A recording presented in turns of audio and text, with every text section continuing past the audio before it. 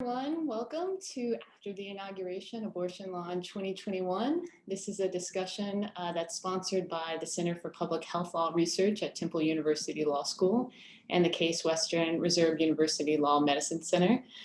Before we get started, I just want to say thank you to Bethany Saxon, who is the Director of Communications at the Center, who designed and coordinated the outreach for this event, and to John Bean, Assistant Media Services Coordinator at Temple Law, who managed the IT for the webinar. I'm Rachel Ribichet. I'm a professor and associate dean at Temple Law School.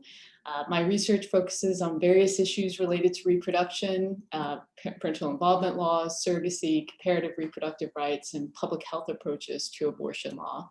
I'm going to introduce the event, and then I'm going to turn it over to our amazing speakers, who will introduce themselves and offer their thoughts on what to expect in 2021.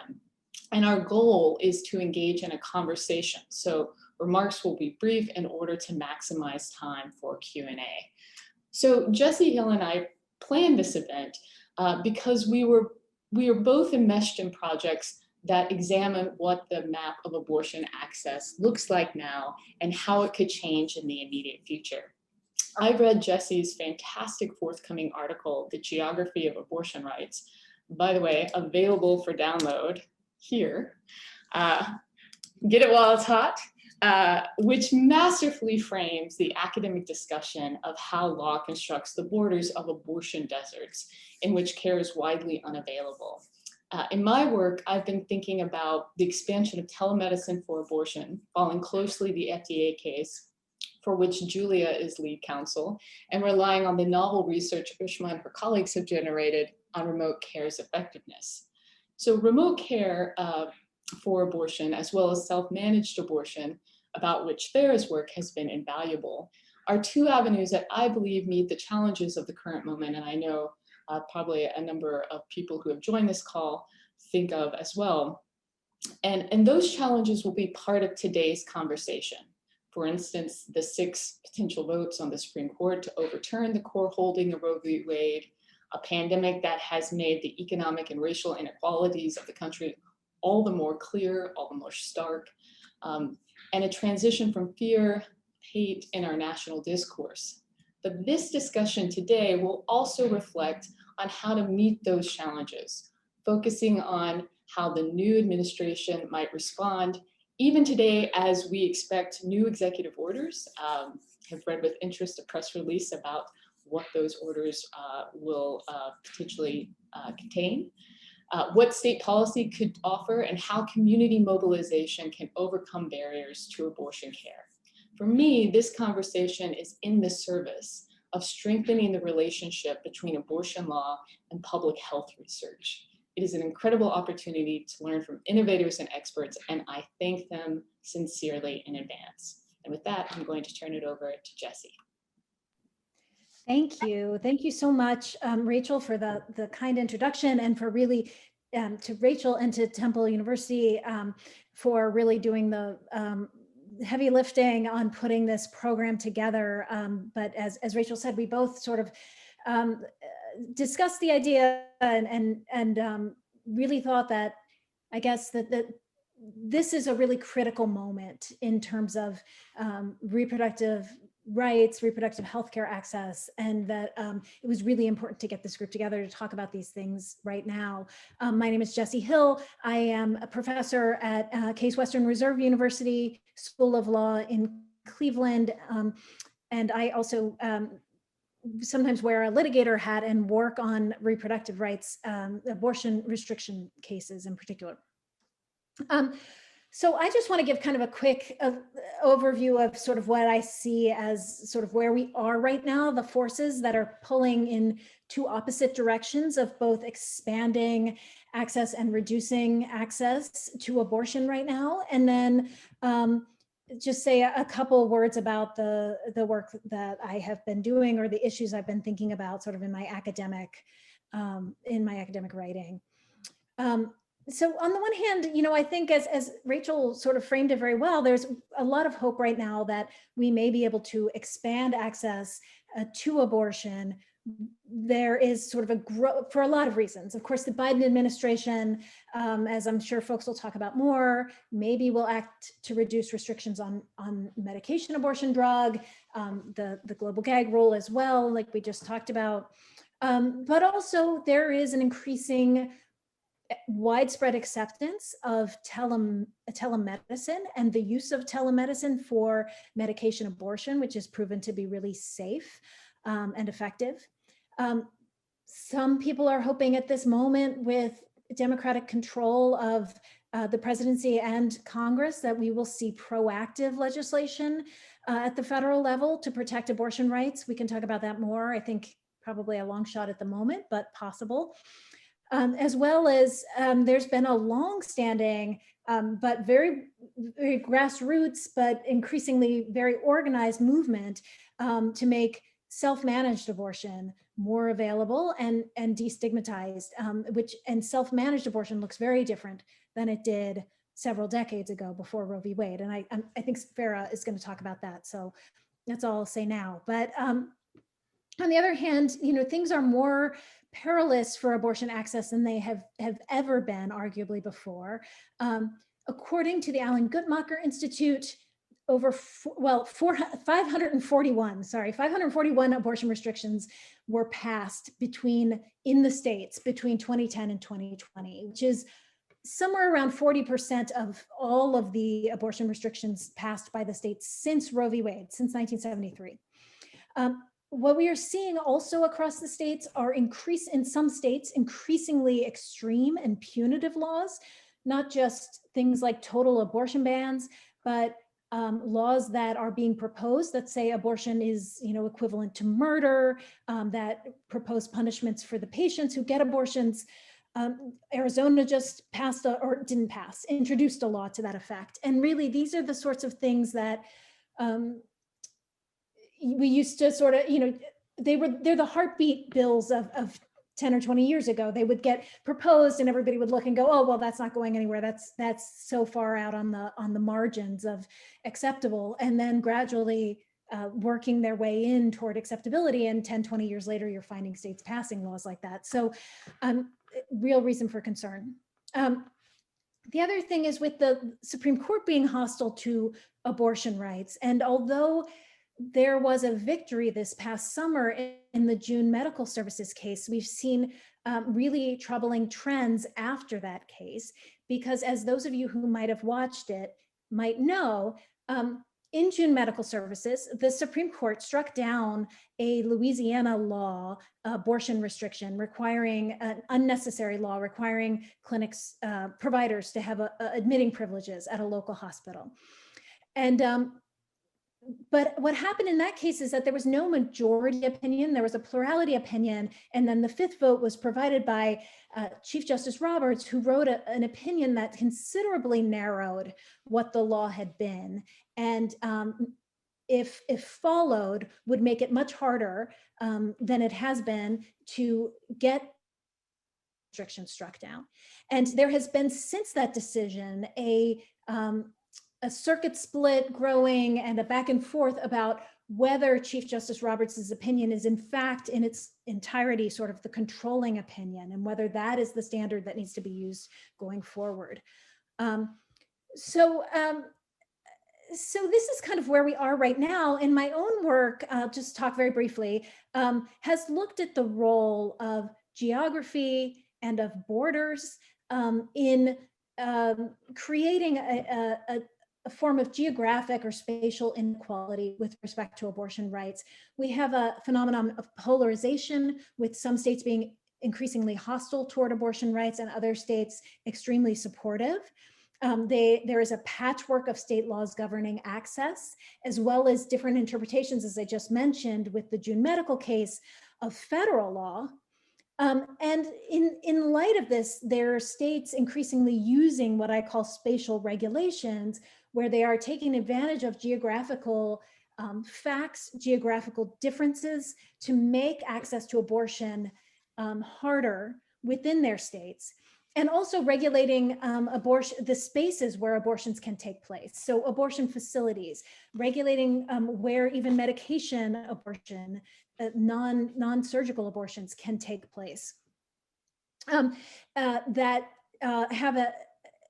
kind of tend to exploit the underlying differences and inequalities across geography to make access even more and more unequal. And although they look like neutral regulations often, they in fact are designed really to reduce access in ways that are extremely unequal and affect different populations and different geographic spaces very differently. And I'd be happy to talk about that more, but I don't want to go on too long. I think I've probably talked too long. I just want to say that it really raises questions about abortion itself as a fundamental right and what it means if we have this state of sort of unequal access across the country of access to abortion rights. So with that, I will turn it over to, I think, Julia. Thank you, Jessie. Nice to meet you all. I'm so happy to be here. My name is Julia Kay. I am a litigator with the ACLU Reproductive Freedom Project. And I'd like to focus my remarks on where we are as a country when it comes to access to medication abortion, which, as you heard a little bit about from Jessie, sort of embodies the dichotomy of this moment in terms of both discouraging setbacks and hopeful potential. So, as is always the case in the abortion context, and as you heard a little bit about from Jessie, many of the restrictions on medication abortion exist at the state level. So, for instance, more than a third of states prohibit the use of telemedicine for medication abortion care, and more than half of the states require that it be a physician who prescribes medication abortion, despite mountains of evidence confirming that nurse practitioners and other qualified advanced practice clinicians can just as safely do so. And of course, I could go on and on listing the state level restrictions, but much of my work these past few years has centered on challenging federal restrictions on medication abortion that severely burden patients' access. So I want to focus in particular on mifepristone, which is the first of the two drugs used in the medication abortion regimen and is sometimes known as the abortion pill. Mifepristone has been used for more than 20 years in this country to safely end early pregnancies, as well as more recently to treat early miscarriages. And it has an outstanding safety record.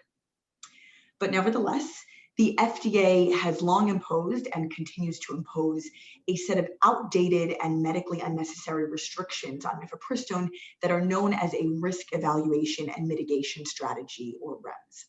And the REMS for mifepristone, as you'll hear, makes it difficult or impossible for many patients to access this safe, essential care.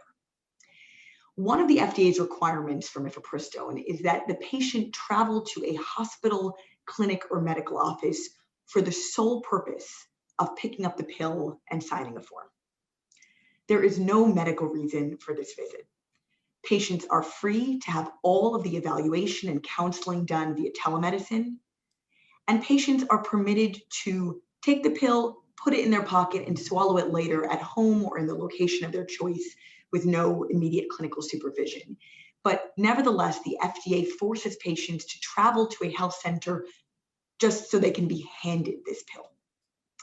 Mifepristone is the only drug in the nation that the FDA forces patients to pick up in a clinical setting, even though they don't have to take it in a clinical setting.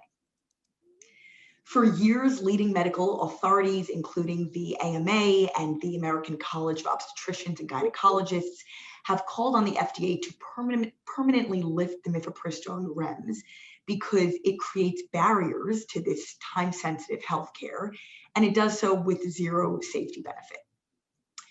But during the pandemic, it became clear that this in-person travel mandate was imposing severe, life-threatening viral risks on top of all of the usual burdens it imposes. Now, the Trump administration was well aware of these risks. That's why they acted quickly last March to suspend other kinds of in-person requirements for far less safe drugs, including opioids like fentanyl, all designed to mitigate the viral risk associated with transportation and childcare and all of the other in-person contact that comes with traveling in person to a health center. The Trump administration was asked by numerous leading medical experts, in fact, by hundreds of medical and public health experts, to do the same for mifepristone and not subject patients to these needless risks, but they refused. So in May, the ACLU brought a lawsuit on behalf of many of these leading medical groups, representing tens of thousands of physicians across the country, as well as reproductive justice advocates.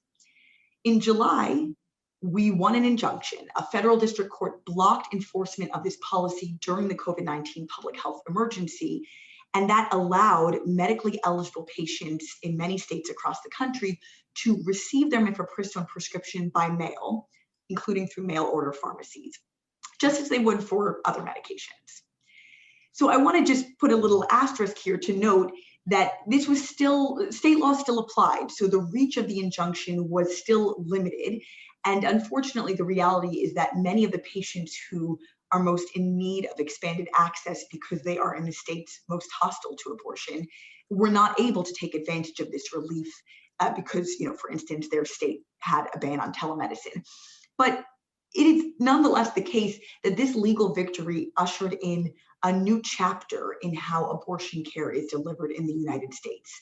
And it was one in which patients in many states were able to access this care safely from home, not only avoiding the COVID-19 risks, but avoiding the burdens of paying for and arranging transportation and childcare and time off work, all of these things that we know disproportionately harm low-income patients and people of color and people living in rural areas, among other groups. Unfortunately, the Trump administration was committed to this crusade to endanger abortion patients and their families during the pandemic, and they went all the way up to the Supreme Court twice for permission to reinstate this policy while the appeals proceed. And 2 weeks ago, in its first ruling on abortion with Justice Amy Coney Barrett on the bench, the Supreme Court granted the Trump administration's request and reinstated the in-person requirements. And that's where we are now, with patients, again, all across the country, forced to make an entirely needless and dangerous in-person trip just to pick up this medication. The majority didn't give any explanation for their ruling, which is par for the course when cases go up to the Supreme Court in this kind of posture, where it's an emergency application asking the court to block a lower court ruling while the appeal proceeds. It's known as the Supreme Court's shadow docket because they are able to impose hugely significant and often harmful rulings and do so without a word of explanation. But it is crystal clear that this ruling was never about the facts, and what they really did here was just rubber stamp an anti-abortion restriction. So that is quite disheartening, and we will talk much more about that, but I do want to finish up on a note of hope, which is that the Biden-Harris administration has the power to fix both the immediate COVID-19 specific problems and the long-term problems here. And that this administration has said that they will follow the science. And in this case, the evidence is crystal clear that the FDA's restrictions on medication abortion provide no benefit and only burden and endanger patients. Thank you.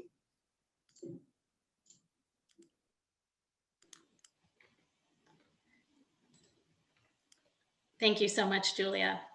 And thank you to Rachel and Jesse for organizing this panel and for inviting me, a non-lawyer, to join this panel of experts in abortion law.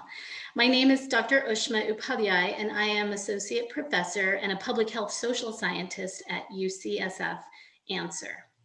I come to abortion from the perspective that abortion is healthcare, and I believe that public health efforts should prioritize expanded access to abortion care.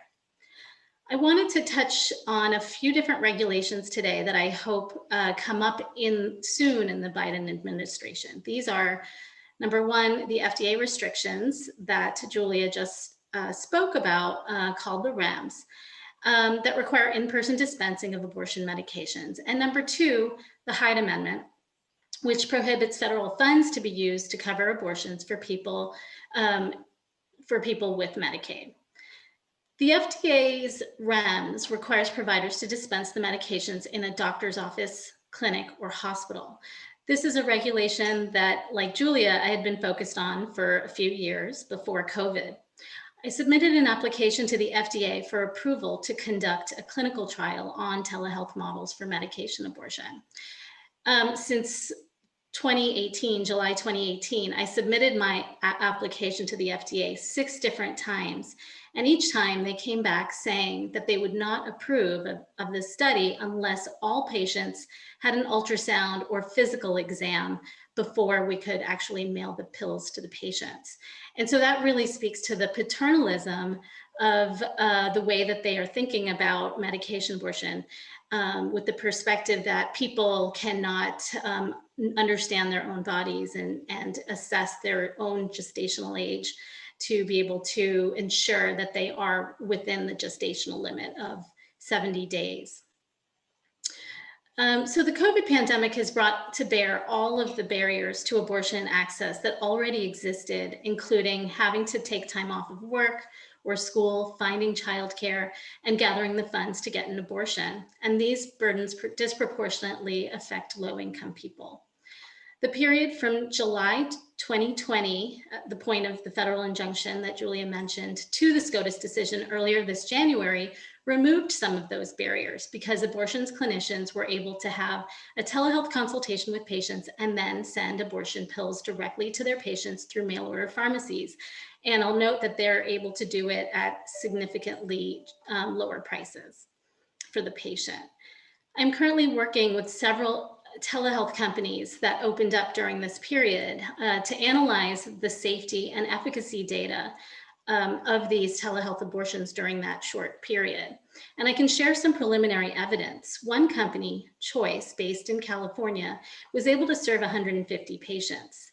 Among the 95 patients for whom they had any follow-up data, only 1 required subsequent medical care to complete the abortion. And I have an illustrative quote from one of their patients. "Times are tough, and this couldn't have happened at a worse time financially or emotionally. Being able to be safe at home and go through this process was a godsend." What I'm very hopeful for is that in the short term, the Biden administration will direct FDA to not enforce the REMS during the COVID pandemic and will allow studies like mine to proceed. In the longer term, I hope he will direct the FDA to review all of the evidence and make an evidence-based decision on telehealth for abortion. The second policy is the Hyde Amendment. I have been studying state-level abortion restrictions for years, and I want to say loud and clear that so many people, particularly people of color and low-income people, are currently living in a post-Roe world without access to abortion due to numerous reasons, and financial barriers are the largest. In one study I'm working on publishing now, we recruited a national cohort of people considering abortion. They were searching for an abortion provider online, and we recruited them then and then followed up with them 4 weeks later to see if they obtained an abortion. We found that the strongest predictor of not being able to obtain a wanted abortion was not having the money to pay for it.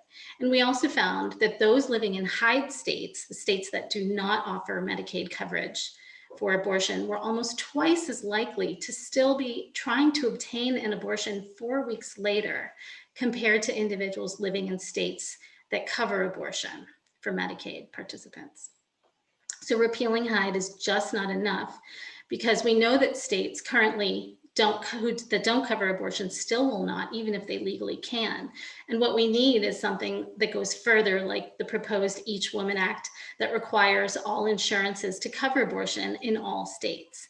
The constitutional protections of Roe are not enough for many seeking abortion, and codifying Roe should be the floor, as many say, and not the ceiling of what we need to see in this next administration. Thank you.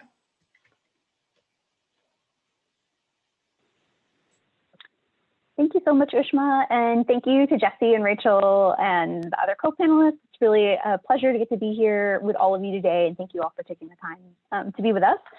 My name is Farah Diaz-Teo, and I am the Associate Legal and Policy Director for If, When, How, Lawyering for Reproductive Justice.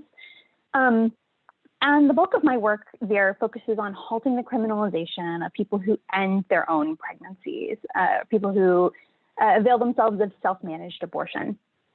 So I want to speak a little bit today about, well, I want to address 3 common misconceptions that people may have about self-managed abortion, where we've been and where we see ourselves going in the near future.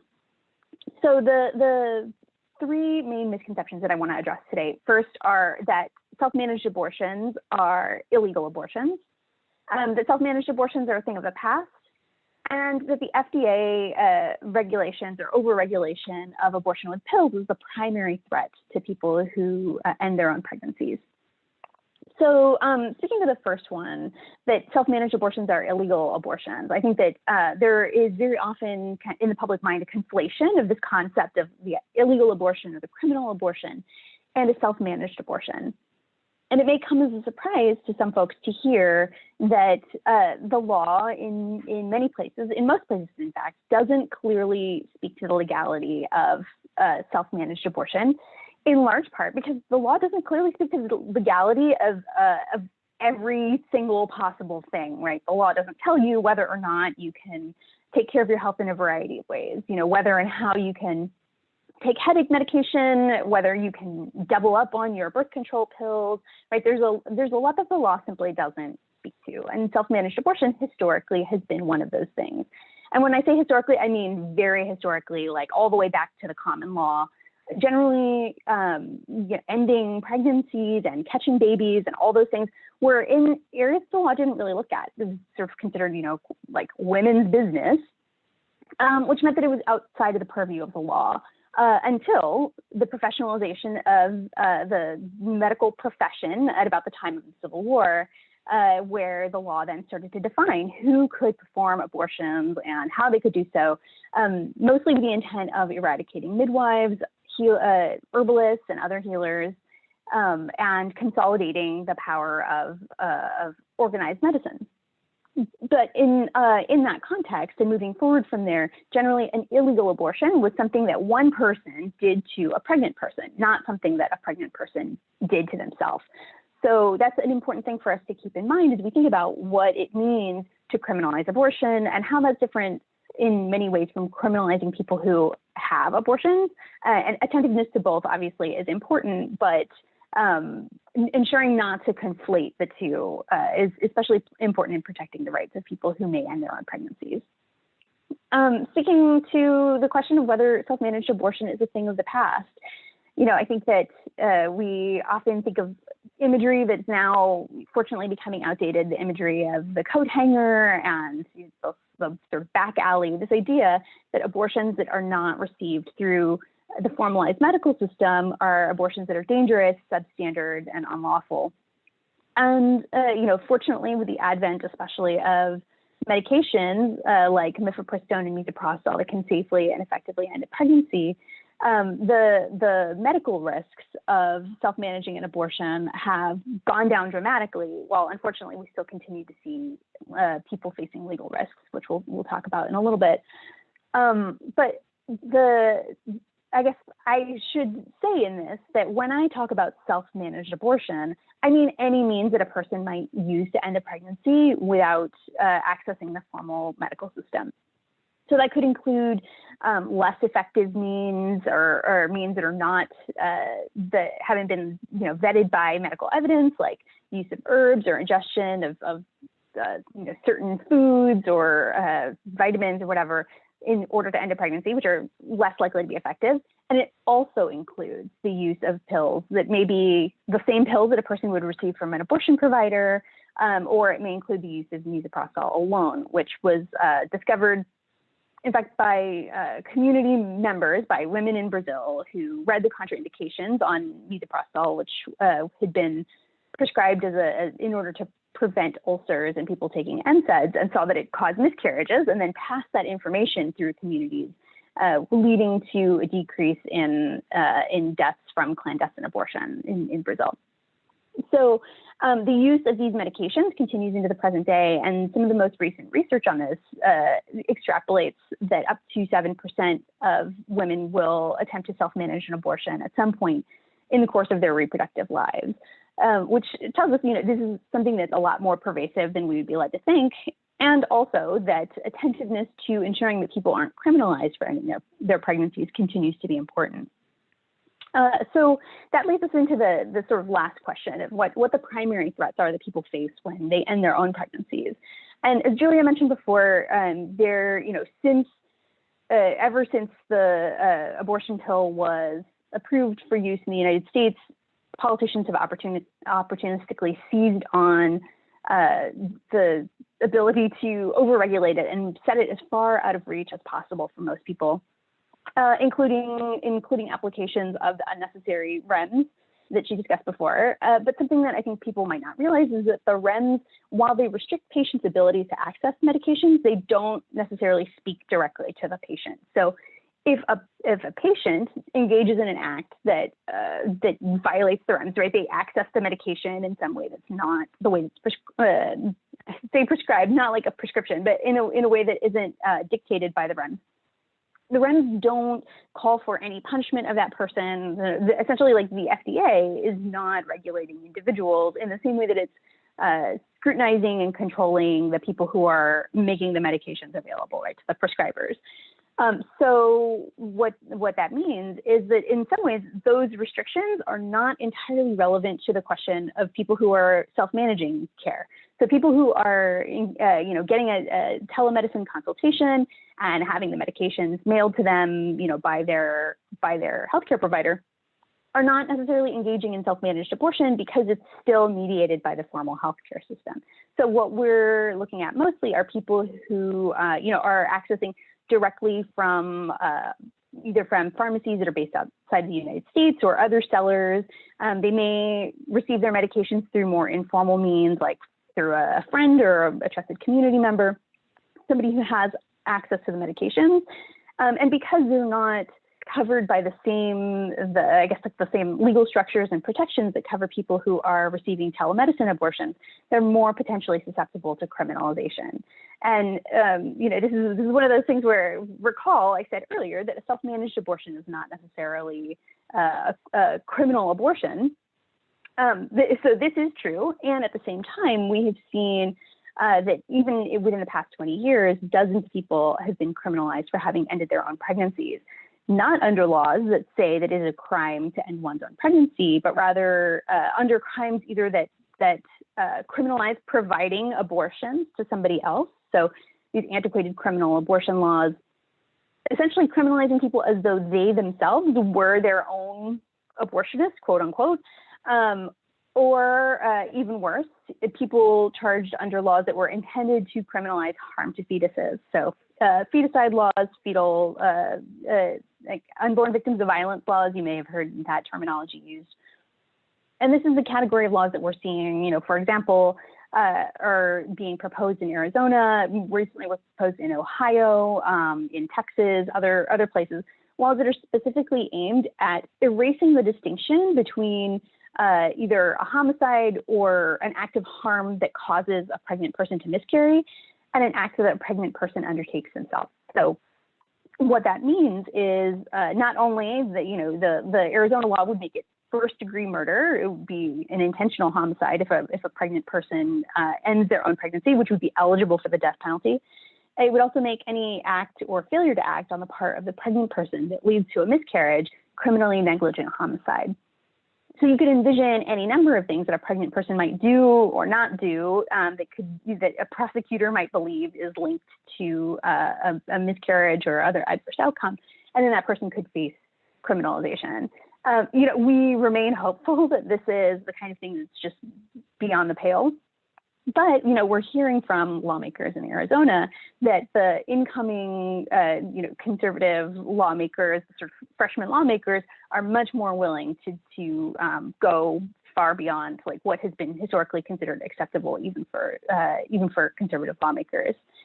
So I guess I'll wrap up by saying that, as we move forward, I think that we'll continue to see a really bifurcated system where we see opportunities on the federal level to essentially widen the path for people who are seeking abortions by, trying to ensure that people who are on Medicaid are able to get the abortion care that they need, and that we remove undue barriers to medication abortions, and all these things that help widen the path. But then also that we're going to need to be increasingly vigilant to what happens to people who are unable to access abortion through those channels. So what happens to the people who are walking off the path? Because no matter how accessible we try to make abortion, no matter how acceptable we try to make abortion, there have always been people for whom the formalized medical system was not, doesn't serve them and their needs, and so they will continue to opt for self-managed abortion. We want to make sure that nobody has to fear criminalization when they do so. So that's it for me. Thank you. Thank you so much. So I'm going to open up conversation with a couple of questions, and then we're going to invite folks to use the Q&A function to pose questions for all of us. And I guess I'm struck, just to start our conversation, with two themes that really animated everybody's comments, and those are the role of legal reform and the challenges ahead for law in dealing with abortion access, and then the practical realities of abortion access delivery on the ground. And I think there's something fascinating that bridges those two ideas. And for me, I think that's the contemporary role, at least in the last couple of decades, of public health law research that is more often, or has been more often, cited in contemporary litigation on abortion law. Big shout out to Answer, to TextPep, to RISE, and to the Abortion Law Project, because it's that work that has made that evidence possible. And it's an interesting bridge with possibility and peril, because, on the one hand, you've seen this fantastic arc of how health evidence has not only made the case for individual level harms of legal restrictions, how long patients drive, fantastic work in that regard, cited in Whole Women's Health, the Supreme Court case, cited again in June Medical Services with Jesse Hill reference. But the ACOG case, ACOG versus FDA, which Julia is lead counsel for, has such a richness of public health law evidence around what happens to the public's health and the healthcare system generally at a broader level because of abortion restrictions, really inviting us to not think about, as Farah just said, as abortion as a siloed health policy even, but abortion as a kind of a canary in the mine of our systemic racism and structural inequalities in this country. So I'm very struck with Ushma's fantastic comment that people of color and low-income people are living in a post-Roe world right now. So to kick us off, what is, the Supreme Court, if it overturns the core holding of Roe v. Wade, it's primed to do so. We see it in the opinion that Julia mentioned and that Jesse mentioned. The Supreme Court, without explanation, ignored the evidence I just described in the ACOG versus FDA case and decided to stay the injunction issued by the district court, putting back in place the restriction on medication abortion. So what do we think a post-Roe world really looks like, both in terms of law reform projects? What is it that's on the ACLU Reproductive Freedom Project's docket? And what's on the mind of health researchers? What's on the mind of people who are interested in access to abortion after constitutional abortion looks very different, at least at the federal level, because the Supreme Court overturns it? I can jump in here. And first, I just want to underscore a point that Ushma made earlier, which is that for certain people in this country, disproportionately people of color, disproportionately low-income people, and of course it also is dictated by geography, they're already living in a post-Roe world. And so I think that's an important point to underscore. And I want to highlight a new lawsuit that some of my colleagues filed yesterday in partnership with on-the-ground lawyers in Guam. So Guam is a US territory. Guamanians are US citizens. But for the past 2 years, there has been no abortion access on the island, zero. There was one abortion provider left on the island, and that person retired in 2018. So in terms of sort of, at least, no sort of formal mechanisms of abortion care being offered there.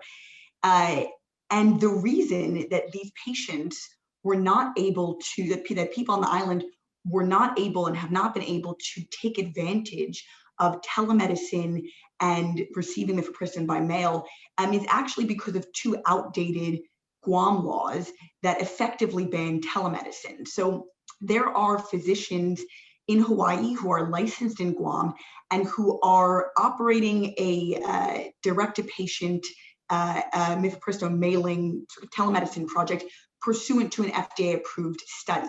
So in other words, separate and apart from our ACOG v. FDA COVID-19 litigation, these physicians are part of a study that authorizes them to mail mifepristone to patients.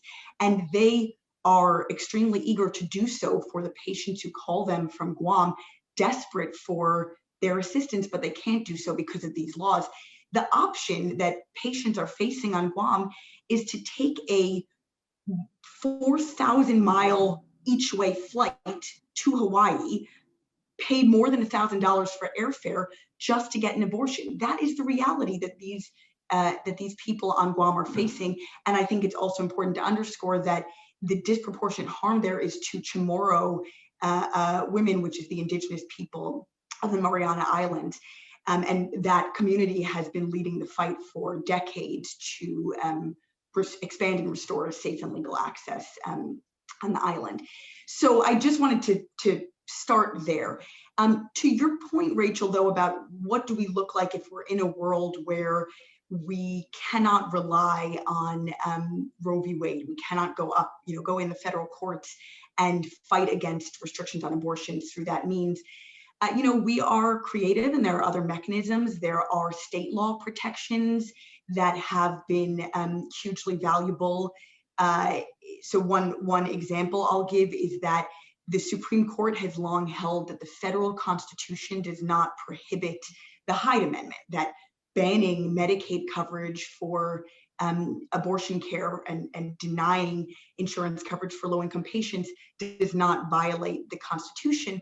But there have been a number of decisions in state Supreme Courts based on state law finding that that is a violation of the state constitution, and under that precedent, access has been expanded. So that's just one example of the just different strategies that lawyers will continue to use. And of course, I'll let others speak to this, but there are countless other creative strategies that patients, clinicians, abortion funds, and countless other activists on the ground are currently using and will continue to utilize to get care to patients. Go ahead, Ushma. I was going to say that I think it is a great question. I understand that South Carolina right now is considering and could very likely pass another 6-week ban. And so as Julia said, there are a lot of people on the ground that are thinking proactively about what access would look like if we no longer had constitutional protections of Roe.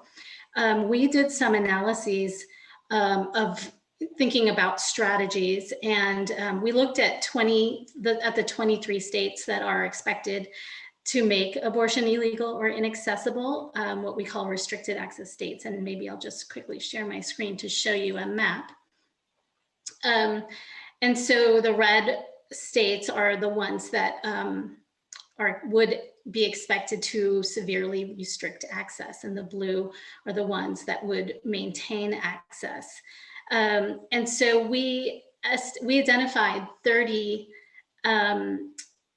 clusters. We call them abortion demand clusters, where at least 1,000 individuals or more are predicted to need an abortion in any year. So these blue little areas are areas within the restricted access states with high demand for abortion. And so these 30 major regions have a total predicted need of 150,000 abortions annually. So that's the number of abortions, 150,000, that could not, would not be done if people were restricted to stay in their states. We also looked at major cities in protected access states that would be able to expand to meet the capacity, the influx of patients from those 30 cities. So this is kind of a map of those 11 abortion hubs in protected access states that could help meet the need. And then we further outlined strategies to get people from these abortion demand clusters, these little blue areas, to the closest abortion hub. So, you know, I think that there is a lot of thinking and planning that is needed on the ground, especially with the help of abortion funds, to get people to access so that we don't have 150,000 people being denied wanted abortions each year. If I could just jump onto that, like, just very briefly, I think one thing that some folks have also been thinking about, and that came up around the time that Planned Parenthood v. Casey was decided in 1992, when it looked like the Supreme Court was getting ready to overturn Roe, was whether states are going to start imposing restrictions on travel outside of the state, extraterritorial restrictions on abortion restrictions. That so right now, I think that is a meaningful difference in a post-Roe world. Right now, you can always say, well, you know, it's not necessarily easy to do it, but there's the option of traveling out of state. And I think there's a very open constitutional question, at least, whether and to what extent states will have the power to do that, to criminalize travel to access abortion. So yeah, yet another live question that we may be facing soon. I would also add to that, so self-managed abortion is interesting in that Roe is both irrelevant and completely relevant. So irrelevant in that if you look at what Roe actually says, it really speaks to the state's ability to regulate who can perform abortions, right? It speaks in large part to the providers, you know, of course, filtered through the lens of the rights of the person who's seeking the abortion. But Roe itself acknowledges that the criminal abortion laws that it was overturning didn't criminalize the people who were seeking to end their pregnancies. So, you know, on the one hand, I think if Roe, you know, were to be dismantled, in some ways, it might not answer that question, because the Supreme Court has never clearly spoken on the constitutionality of whether a person can end their own pregnancy. But then, you know, on the other hand, it really depends on how Roe falls, if it does, right? So an important fundamental premise in that case is that fetuses are not considered persons for the meaning of the 14th Amendment. And I think that we're seeing, and, you know, we've seen for the past several decades, states really trying to chip away at that premise, you know, through the creation of unborn victims of violence laws, through laws, you know, governing inheritance and other things, designating fetuses as persons who have rights. So, you know, some of these more radical attacks on abortion access, like in Arizona, you know, like we've seen in Alabama and other places, create either constitutional provisions or legislative findings or statutes that say that fetuses are granted the rights of personhood. So that, you know, with the idea of creating a constitutional challenge that'll come before the Supreme Court and pose this specific question of whether people who perform abortions, and by extension people who have them, can be criminally punished as though they were committing a homicide. I think, you know, we do have some hope for potential alternate theories to protect rights related to self-managed abortion. And so for folks who are interested in that, I want to refer you to Yvonne Lindgren's work that looks at the Fourth Amendment and sort of, you know, when we talk about like the substantive due process and the penumbras and all that, I think that we forget that the Fourth Amendment was important to that. And looking in particular at Griswold, you can see the court's revulsion with the idea of like police rifling through people's, closets and drawers to see if they, you know, to determine whether they've been using contraceptives. And that's sort of, you know, the idea that the reason that these rights are protected is because they fall within the protections for the home, which really is coming from the Fourth Amendment. So, I mean, it's some interesting legal thinking. It's not something that is by any means, ready for prime time litigation-wise, but I think we want to continue to think about self-managed abortion and abortion in general as one of those closely held private decisions that the law doesn't and shouldn't speak to. And I would just add, I know we're running short on time, but fast evaporating is our time for Q&A. But I would add that there's so much work being done in digital home health, and there's so much work being done on creating infrastructures that have their limitations. They depend on technologies. They are not going to work for people who have health complications, and those people are going to be primarily low income, people of color statistically. But that said, there is a movement and infrastructure for remote delivery of care generally that I think speaks to a trajectory that states that are willing to think about their licensure laws, that are willing to think about interstate licensure, that are thinking about expansion, could be hospitable also to the growing infrastructure for tele-abortion. And the picture is complex because it does rely in part on the FDA, but it also relies on a will to create and fund that infrastructure. And so that, I think, is an interesting piece and set of collaborations to be mindful about in thinking about these post-Roe opportunities. And it brings us to a couple of thoughts. I'm happy to take a question in the Q&A, but it translates to what that we want the Biden administration to advance, to push for, to support.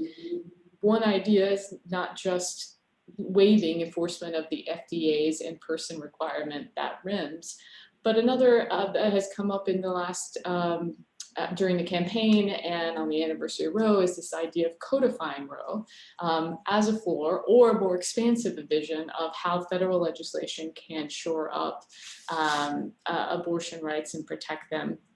So that's one issue to think about. What that looks like and what passes Congress is a fascinating question that we could have an entire another conversation about. But quick thoughts about that, and if anybody has thoughts about that in the Q&A, I'm happy to take it now and to wrap it into our conversation or wrap it into the conclusion of the conversation. Just very quickly, I wanted to speak to one small point. Rachel, you referenced online infrastructures for provision of care. And I would be remiss if I didn't also bring into this online infrastructures for provision of legal information, right? One of the most important aspects of the work that we do is helping people understand and manage their risks related to self-managed abortion. So I'm going to put in here in the chat a link to our Repro Legal Helpline, where people can actually access information. They can reach out and speak to an advocate or an attorney who can help them navigate the laws in their state. So.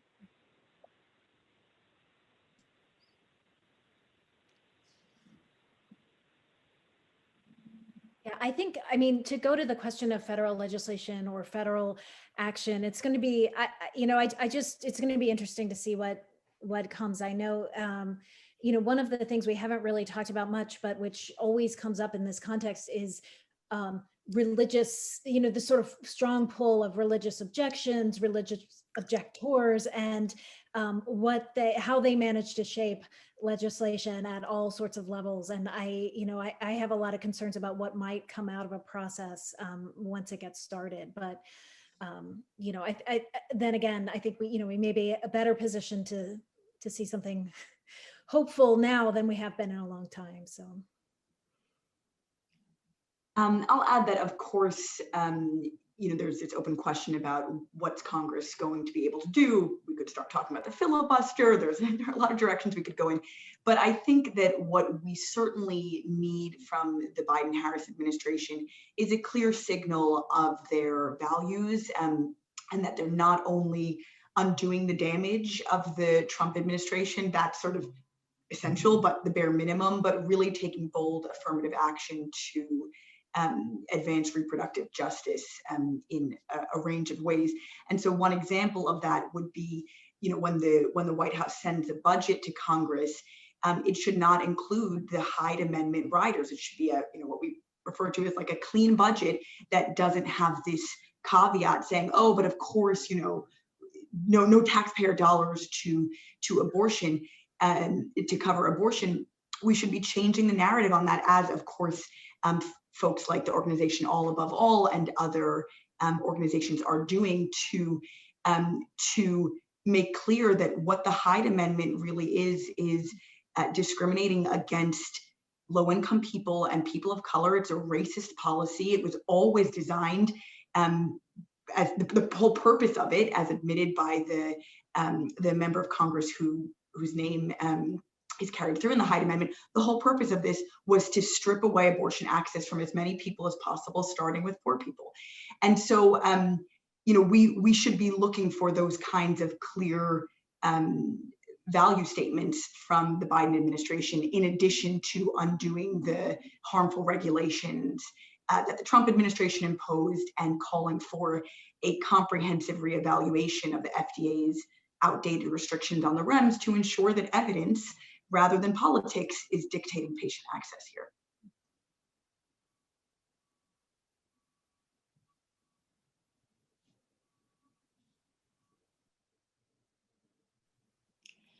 Well, I would add that one project that I think is important for all of us is to have collaboration with other social justice movements that are thinking about income inequalities, systemic discrimination.